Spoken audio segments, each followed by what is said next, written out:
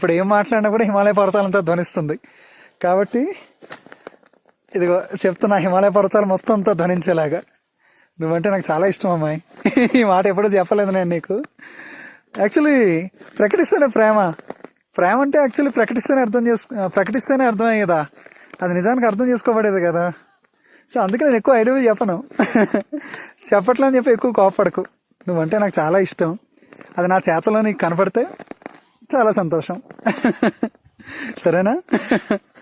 ఈసారి నువ్వు లేకుండా అయితే మాత్రం ఖచ్చితంగా నేను ఎక్కడికి, ఏ ట్రిప్కి వెళ్ళను, ఏ ట్రెక్కి వెళ్ళను.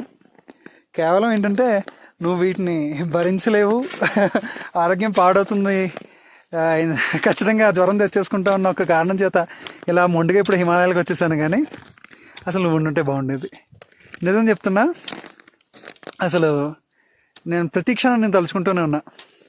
నాకైతే అసలు కాళిదాస్ రాసిన మేఘ సందేశం గుర్తొచ్చింది. అందులో చూడు, కుబేరుడు శాపం వల్ల అలకాపూర్ నుంచి వదిలేసి ఒక యక్షుడు భూమి మీద, చిత్రకూట పర్వతం మీద ఉండిపోయి శాపవశాత్తు తన భార్య అంటే అతనికి చాలా ఇష్టం, అతను తన భార్యను తలుచుకుంటూ వియోగాన్ని అనుభవిస్తుంటాడు. అది అట్లాగా నేను కూడా నిన్ను తరచూ ప్రతి క్షణం తలుచుకుంటూ ఉన్నా. నిజం చెప్తున్నా, అతిశయోక్తి అనుకోకు. నిన్ను తలుచుకున్న ప్రతి ఆలోచన ఈ హిమాలయాలో ఒక పూల మొక్కలా తయారయ్యే అవకాశం ఉంటే, అసలు ఈ హిమాలయాలు ఈ పాటికి అంతా ఖచ్చితంగా మొత్తం కొన్ని లక్షల పూల మొక్కలతో నిండిపోయి ఉండేది. అంతలా నిన్ను నేను తలుచుకున్నా, అంతలా నువ్వు నాకు గుర్తొచ్చావు. సారీ ఈ ట్రిప్కి నిన్ను తీసుకెళ్ళలేనందుకు. Miss you. Bye bye, take care. త్వరలోనే వచ్చేస్తాను, త్వరలో మనం కలుసుకుందాం. Bye bye.